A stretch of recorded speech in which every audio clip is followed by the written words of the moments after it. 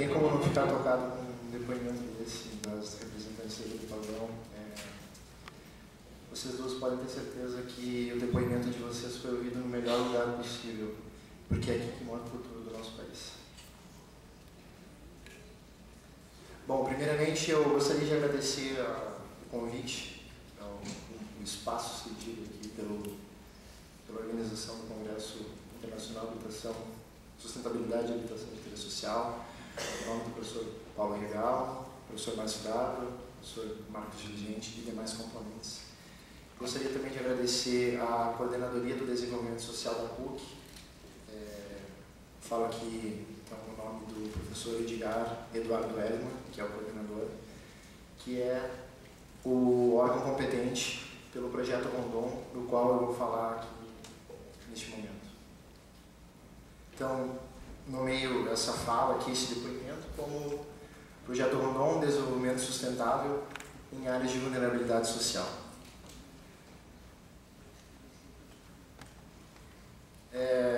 Essa fala vai ser estruturada em alguns tópicos, entre eles falarei sobre o Projeto Rondon, sobre como ele é um pequeno histórico, como ele funciona, como é a atuação da PUC, da PUC do Rio Grande do Sul, neste projeto. Falarei do relato de experiência que eu tive fazendo a operação no estado do Maranhão, a maneira que esse projeto contribui com formação continuada para o acadêmico, e depois farei algumas conclusões.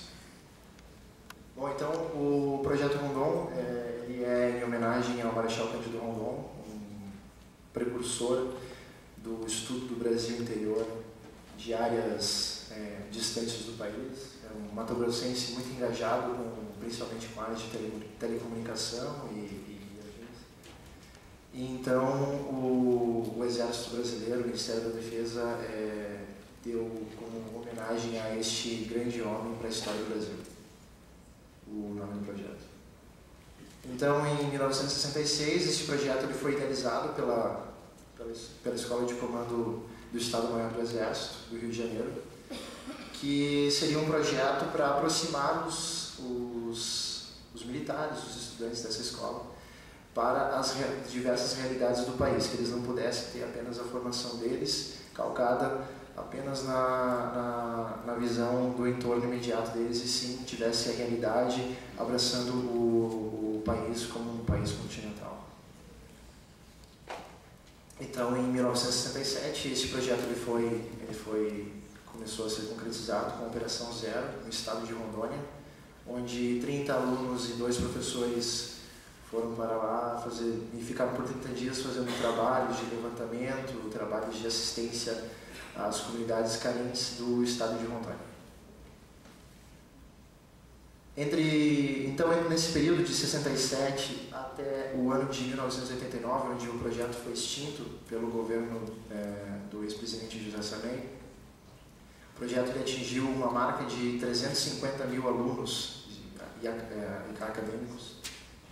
E ele tinha um caráter mais assistencialista.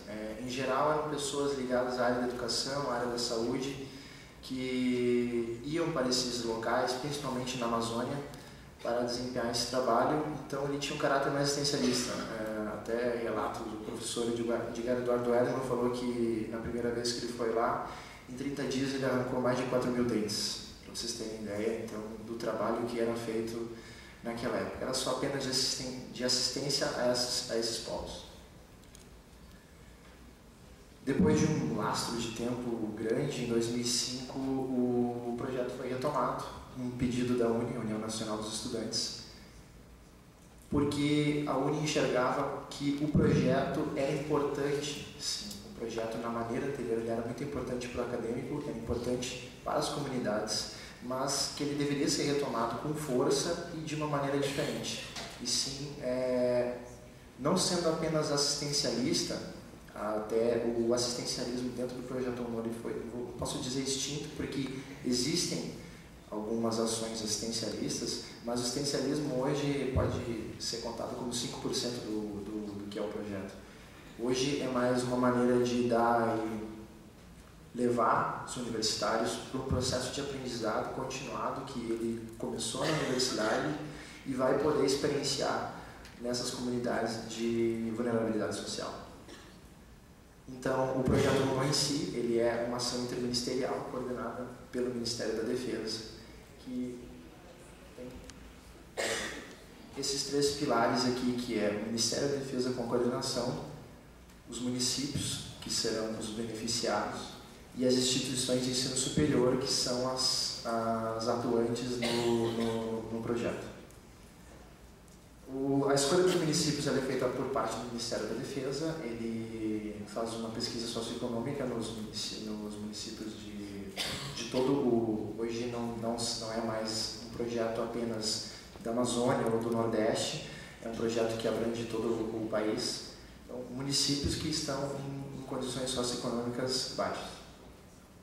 Após a escolha desses municípios, é emitida uma carta-convite para as universidades, e as universidades têm a incumbência de criar planos de trabalho para estas regiões, então, um plano de trabalho para atuar durante o período da operação. A seleção das universidades, das instituições de ensino superior, são feitas de forma que sejam 2 universidades por cidade, geralmente são 2 universidades de estados diferentes, até para ter essa troca também entre as universidades, essa troca de conhecimento e de culturas.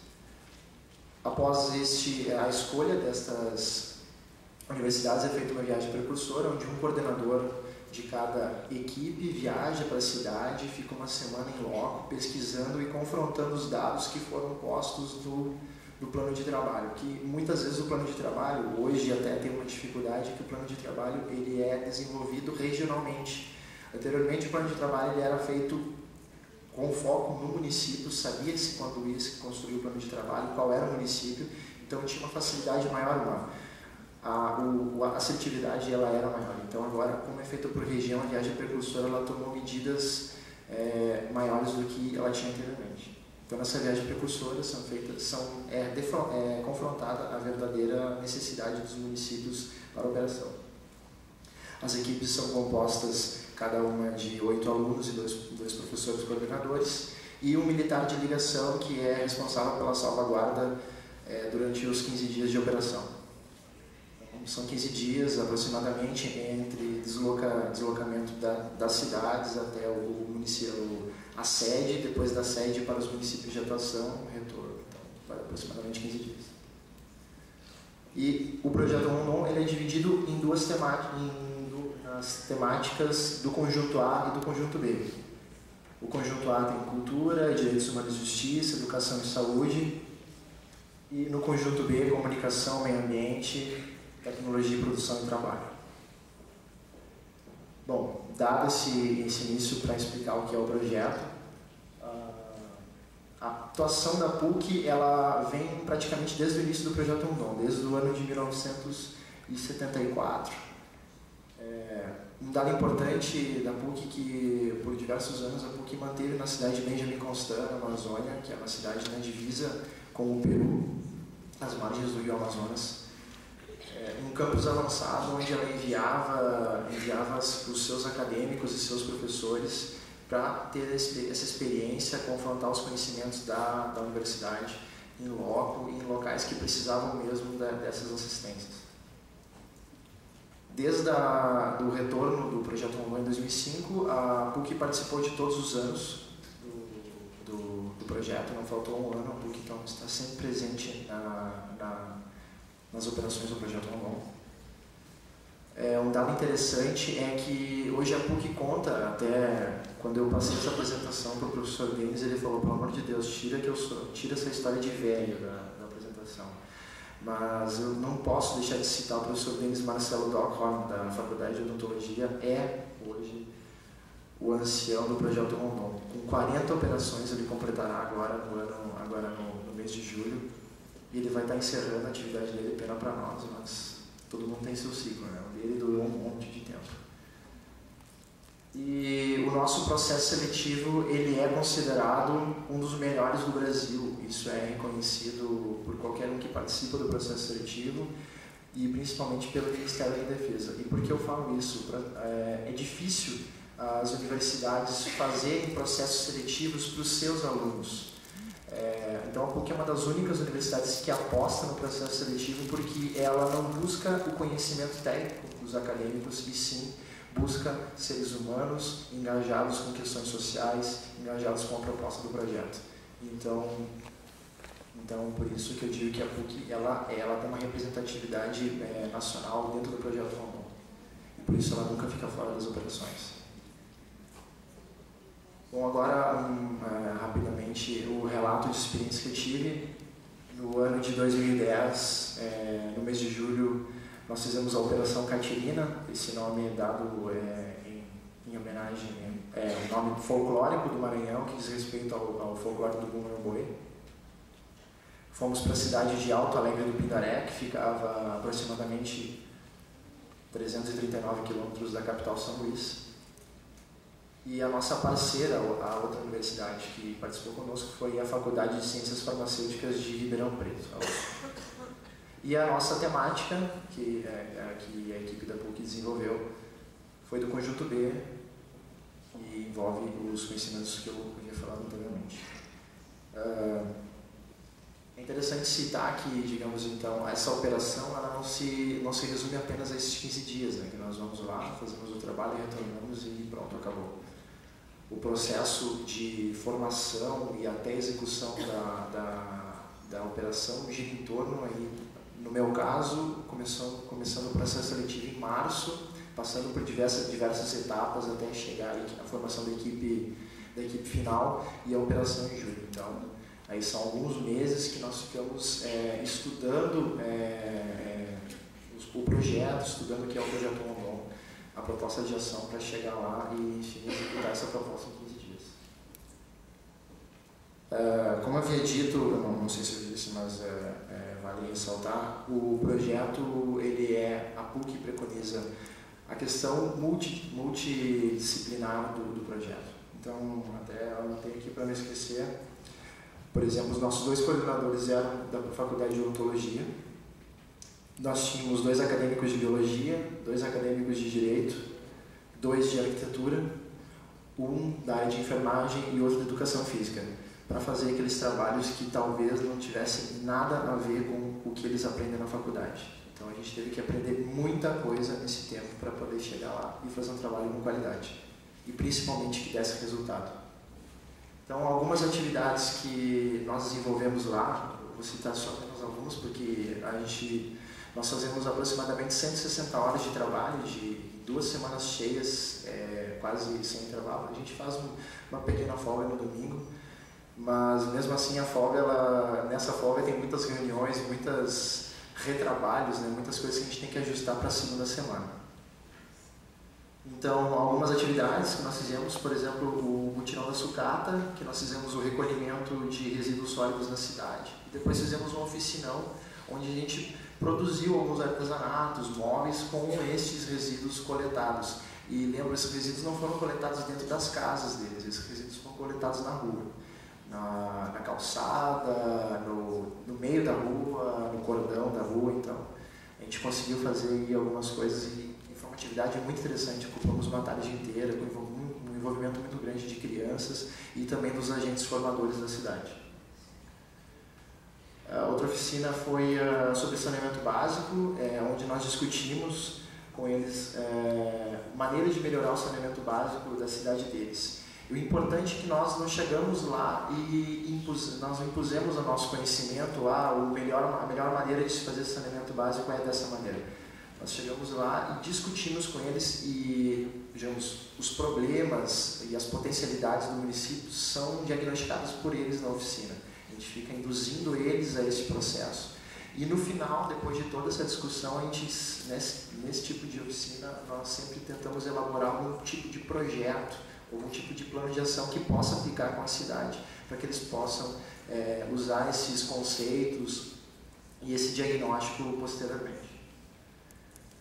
Fizemos também uma oficina de arborização, onde a gente fez uma conscientização importante sobre a importância da arborização no perímetro urbano, visto que lá no Maranhão, nessa cidade tinha um problema bem grande de desmatamento, porque lá eles têm muitas áreas revertidas para o para a pecuária, então é uma devastação sem fim. Então essa foi uma das premissas que eles nos passaram na viagem precursora. Então nós fizemos uma oficina de conscientização e depois nós fizemos um plantio na cidade de aproximadamente 200 mudas de árvores, é claro, nativas, né? E por fim eu dou uma atenção maior para uma oficina que eu e o meu colega César do Direito nós desenvolvemos, que foi sobre agricultura sustentável. Pode ver, um cara da arquitetura e um cara do direito falando sobre agricultura sustentável. No início nós falamos, só pode dar errado. Mas deu certo. Então nós fizemos um debate com eles sobre manejo de terra, formas de melhorar o rendimento das suas pequenas propriedades.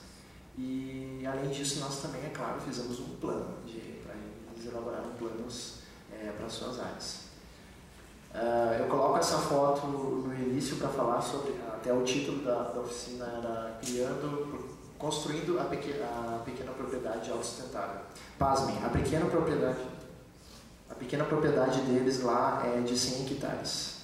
Quando a gente escutou isso na oficina, a gente ficou com o cabelo em pé, mas eu falei, vamos tocar, tranquilo. Esse senhor aqui de vermelho se chama Washington Queiroz, ele era, na época, o secretário de Agricultura da cidade, e o contato dele foi passado para nós na viagem precursora, e nós trocávamos e-mail do mês de maio até o mês de julho, praticamente diariamente, para vocês verem a necessidade que eles tinham sobre esse assunto de comunidades autossustentáveis, de propriedades sustentáveis. A gente chegou na cidade de Altrair do Pinamé através da estrada de ferro Carajás. E a gente desceu do trem e ele já grudou em mim, grudou no meu colega César, porque ele queria essa oficina de qualquer jeito e da maneira que ele estava almejando. Bom, então aqui já a oficina, então como nós pensamos essa oficina aqui em Porto Alegre? Não adiantava nós chegarmos lá na cidade e despejar um monte de conteúdo sobre uma palavra chamada agro-silvio-pastoril, que nada mais é do que o consórcio de culturas dentro de uma propriedade. Isso torna a propriedade autossustentável, porque ela vai fazer o manejo da terra de uma forma mais racional, vai excluir a monocultura e vai dar uma produtividade maior, em maior parte do tempo, para essa terra. E o local, daí nós pensamos, tá, tudo bem, então o tema está definido, mas aonde nós vamos fazer essa oficina? Através do relato do nosso coordenador sobre uma casa familiar rural, que ficava retirada a mais ou menos uns 15 ou 20 quilômetros da sede do município, e que lá tinham jovens lá de ensino fundamental e ensino médio, que além do ensino básico, eles tinham o ensino técnico agrícola. Então nós falamos, vamos fazer com esse pessoal, então é interessante fazer essa oficina. Daí a gente pensou, imagina o fulano, que é aluno da Casa Familiar Rural, ele vê os conceitos sobre agro, silvio-pastoril, chega e fala para o pai dele que tem 70 anos, 60 de roceiro, e fala esses conceitos. O pai dele vai dar um pé na bunda dele, desculpa a palavra, vai falar para ele, vai andar, guri, tu não sabe nada, eu sei muito mais do que tu de agricultura. Então nós trouxemos os pais do fulano, do ciclano, do beltrano para fazer essa oficina junto, para que eles pudessem ter a absorção desse conteúdo juntos e pudessem comungar da mesma fonte.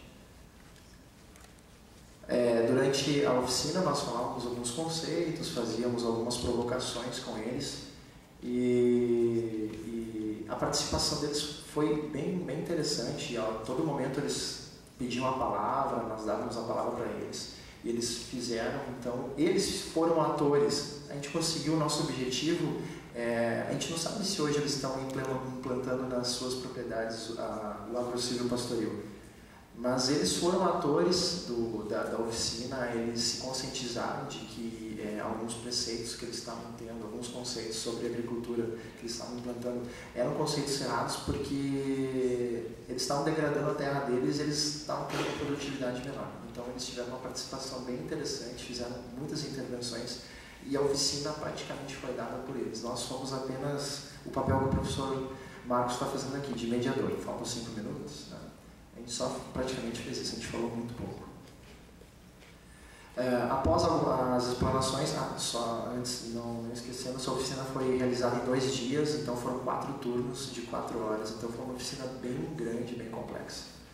Então, após alguns conceitos que nós passamos, depois do debate, foi feita uma atividade que nós propusemos para eles o planejamento de uma propriedade autossustentável a partir dos conceitos que nós colocamos.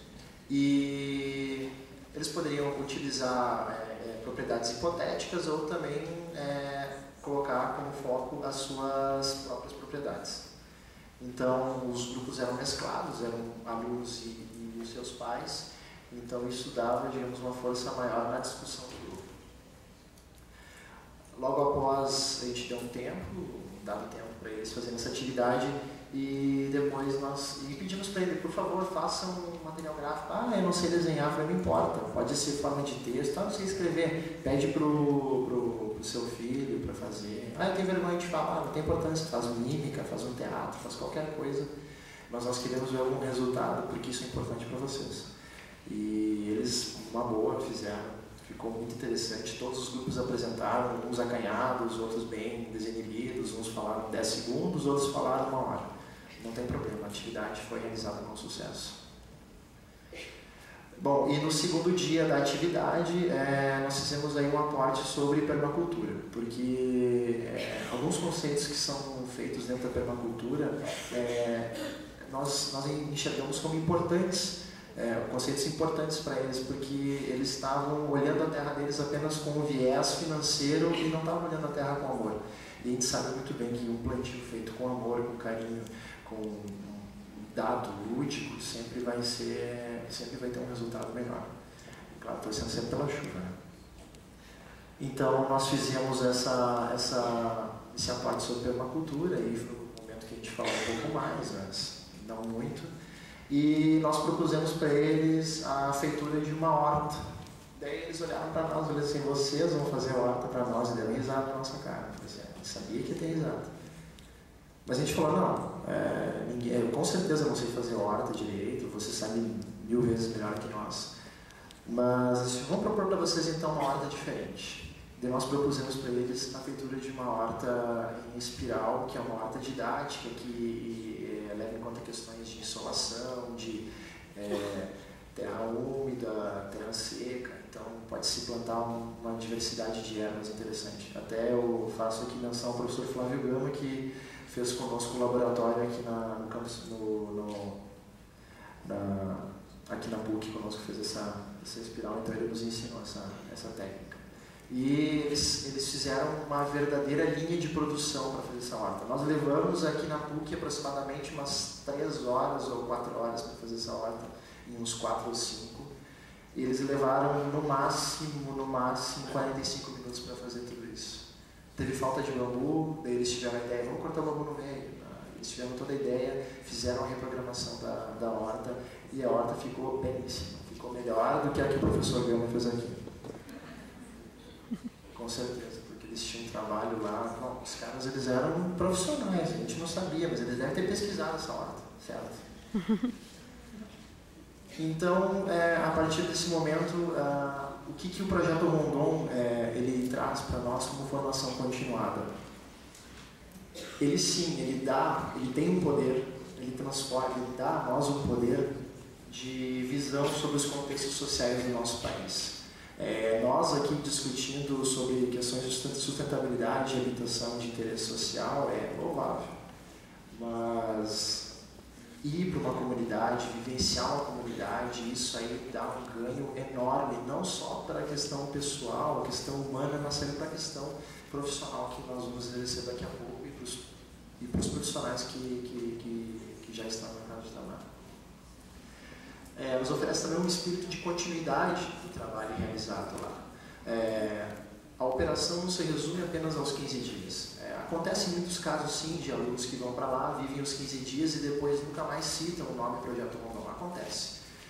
O projeto não é perfeito, algumas pessoas não são tocadas, mas aqueles que são tocados, eles têm um anseio e uma ansiedade enorme em continuar o trabalho.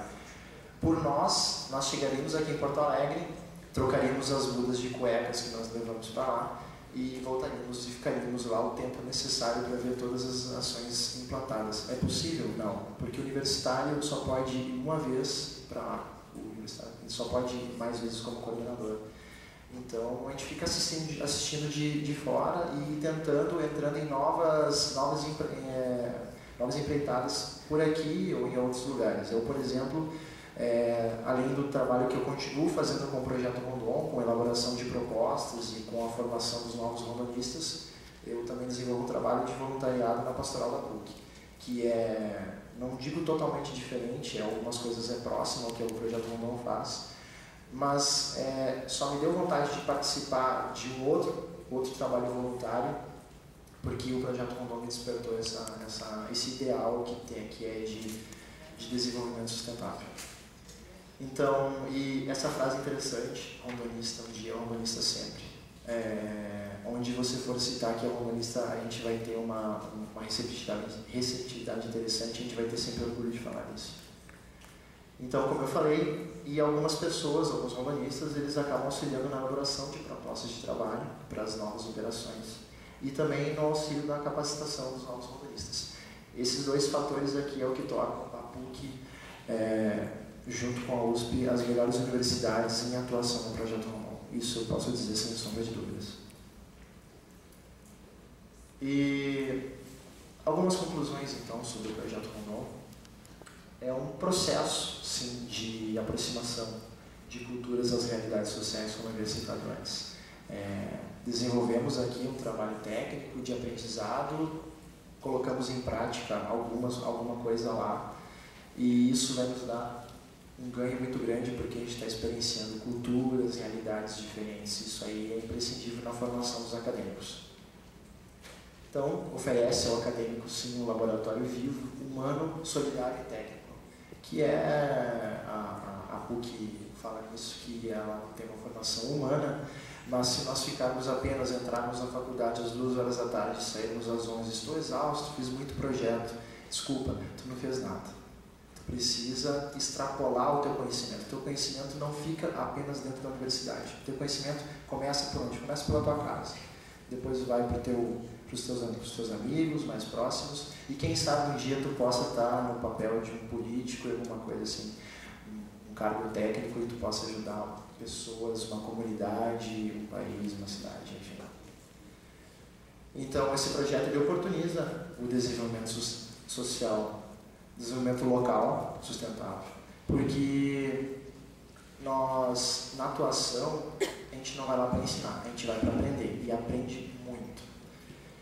E nós fomentamos nas atividades que os atores do desenvolvimento deles são eles próprios, porque nós ficamos apenas 15 dias e quem vive a vida inteira lá são eles. Então eles são os atores do desenvolvimento deles, e a gente sempre preconiza esse aspecto, de que eles sejam participantes, eles sejam engajados, estejam sempre engajados e que compartilhem conhecimentos com o seu colega, com outros agentes comunitários, enfim, para que essa ideia de coletividade e de desenvolvimento seja ampla e atenda a todas as pessoas.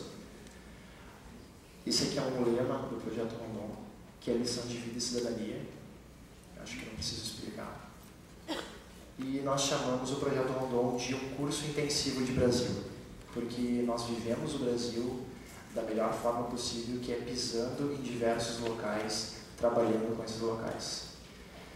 E eu deixo aqui, por fim, uma frase que é conhecida entre nós comunistas, que é da equipe da USP de 79, que diz que não basta olhar o mapa do Brasil aberto sobre a mesa de trabalho ou pregado à parede de nossa casa. É necessário andar sobre ele para sentir de perto as angústias do povo, suas esperanças, seus dramas e suas tragédias, sua história, sua fé no destino da nacionalidade. E para encerrar a minha fala, fica o convite de que aqui nesse congresso possa haver novos romanistas. A gente espera sempre por isso. Eu, por exemplo, estou encerrando meu ciclo com o Projeto Rondon esse semestre, porque tem que dar prioridade um pouco para a faculdade, mas eu tive meu tempo, eu pude fazer meu papel, eu sei que eu fui importante para isso. E agora a gente precisa de novas pessoas que estejam engajadas com esses ideais, porque sem esses ideais a gente com certeza não vai conseguir ir para frente. Obrigado.